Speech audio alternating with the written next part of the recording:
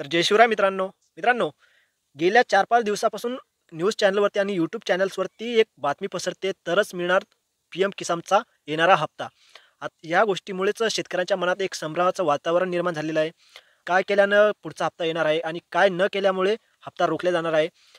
तर या गोष्टीमुळे शेतकऱ्यांच्या मनामध्ये एक संभ्रमाचं वातावरण निर्माण झालेलं आहे आणि याच बाबतीत आपण आज हा व्हिडिओ घेऊन आलेलो आहे. तर चला व्हिडिओला सुरुवात करूया. मी योगेश दांडगे तुमचं सहर्ष स्वागत करतो आपल्या मराठी लक्षधारी यूट्यूब चॅनलवरती. मित्रांनो, चॅनलवरती नवीन असाल तर प्लीज करून चॅनलला सबस्क्राईब करा. तर मित्रांनो, का खरंच फार्मर युनिक आयडी म्हणजे शेतकऱ्यांचं विशिष्ट ओळखपत्र हे काढल्यावरच तुम्हाला येणारा हप्ता मिळणार आहे का? किंवा मग हे जे काही फार्मर युनिक आयडी आहे याची रजिस्ट्रेशन प्रक्रिया आतापर्यंत कुठपर्यंत आलेली आहे? किंवा मग किती शेतकऱ्यांनी याचं रजिस्ट्रेशन केलेलं आहे? किती शेतकऱ्यांनी हे काढलेलं आहे? त्या सर्व गोष्टी आपण सविस्तरप्रमाणे जाणून घेणार आहोत.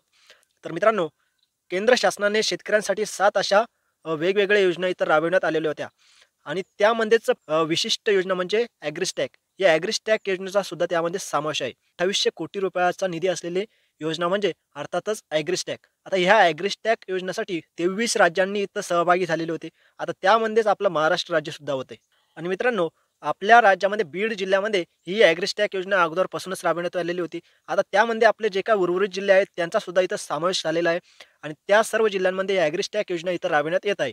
हे जे काय फार्मर युनिक आयडी आहे, तर या फार्मर युनिक आयडीच्या माध्यमातून तुम्हाला जे काही शेतकऱ्याचं कर्ज आहे असो किंवा मग त्याच्या सिंचनाची पद्धत असो किंवा मग त्याच्या पशूंच्या बाबतीत जे काय संदर्भात त्याला जे काय गोष्टींचा आढावा असा घ्यायचा असेल, तो सर्व गोष्टी किंवा मग तुमचं नमो शेतकरीचा हप्ता असो, पी-एम किसानचा हप्ता असो किंवा मग महा-डी-बी-टीचा जे काही योजना आहेत, त्या सर्व गोष्टींचा जी काही माहिती आहे, तर ती या कार्डाद्वारेच सर्व काही गोष्टी होणार आहेत, जे काही फार्मर युनिक आयडी आहे. तर या सर्व गोष्टीमुळेच हे फार्मर युनिक आयडी म्हणजे शेतकऱ्याचं विशिष्ट ओळखपत्र हे फार महत्त्वाचं आहे. हे जे काय फार्मर युनिक आयडी आहेत का हे काढल्यानंतरच तुम्हाला जो काय पी-एम किसानचा येणारा हप्ता आहे, तो मिळणार आहे का?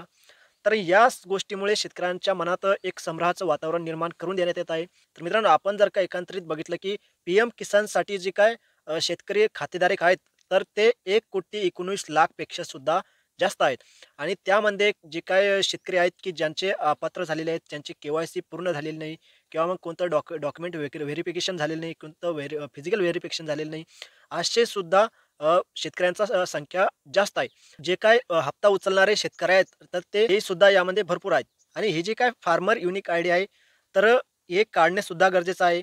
सर्व शेतकऱ्यांनी जर का हे फार्मर युनिक आयडी काढलं गेलं, तर हे सर्व शेतकरी पी-एम किसानच्या हप्त्यासाठी पात्र ठरणार आहेत आणि हे जे काय फार्मर युनिक आयडी आहे, तर हे काढणे एवढ्या शेतकऱ्यांचं पूर्ण कंप्लीट झाल्यानंतरच या शेतकऱ्यांना हा जो काही येणारा हप्ता आहे, तर हा हप्ता मिळणार आहेत का? तर असला काही विषय नाहीये. तर जे अगोदर पात्र झालेले शेतकरी आहेत, तर त्या शेतकऱ्यांना हा फार्मर युनिक आयडी नसला तरी हा येणारा हप्ता त्यांना मिळणार आहे. ही जी काही फार्मर युनिक आयडी ही जी काही योजना आहे, तर हे बीड जिल्ह्यामध्ये 2023 पासून सुरुवात असल्यामुळे तिकडच्या शेतकऱ्यांचं हे लगबग झालेलं आहे. पण आपल्याकडे जी काही ही योजना आहे, तर ही आता आपल्याकडे आत्ता आल्यामुळे आपल्या शेतकऱ्यांना शेतकऱ्यांनी फक्त 2 ते 3 लाख शेतकऱ्यांनीच या फार्मर युनिक आयडीसाठी रजिस्ट्रेशन केलेलं आहे. जर आकडा बघितला की 1,19,00,000 शेतकऱ्यांना याचं रजिस्ट्रेशन करावं लागणार आहे. तर यामुळे या गोष्टीला मुदत देऊन काही होणार नाहीये. तर मित्रांनो, हे जे काय फार्मर युनिक आयडी आहे, तर लगभग आपण जर फक्त आणि फक्त जर एक मोठा ठोकळा आकडा बघितला, तर आणि फक्त 2.5 लाख शेतकऱ्यांनीच इथं रजिस्ट्रेशन केलेलं आहे. आता जर का आपण बघितलं, की येणारा जो काही हप्ता आहे, तर लगभग 1 महिन्याच्या कालावधीत हा हप्ता येणार आहे.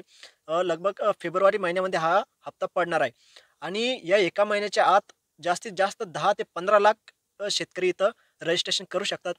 ठीक आहे. आता जास्तीत जास्त जर आपण आकडा बघितला, तर लेस 40 लाख, 50 लाख.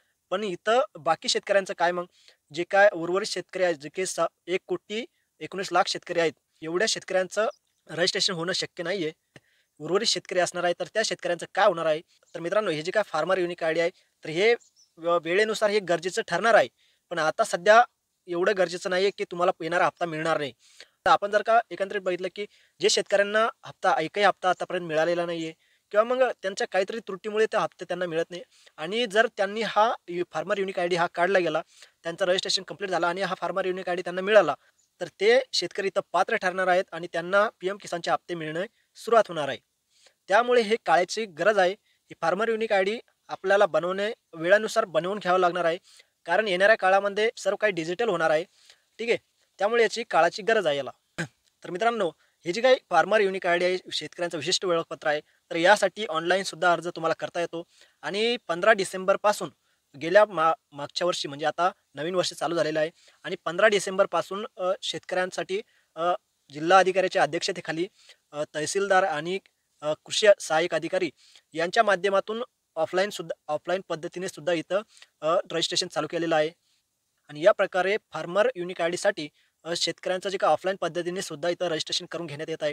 मग त्यांची माहिती पासबुकची माहिती असो, त्यांच्या सातबाऱ्याची, त्यांच्या शेतीची माहिती असो, या सर्व गोष्टींची माहिती तुम्हाला तिथे द्यावं लागते. बऱ्याच साऱ्या शेतकऱ्यांनी आता इथं ऑफलाईन सुद्धा पद्धतीने रजिस्ट्रेशन करायला सुरुवात केलेली आहे. आणि अशा काहीही गोष्ट नाही आहे, की तुम्ही फार्मर युनिक आयडी काढला तरच तुम्हाला येणारा हप्ता हा मिळणार आहे.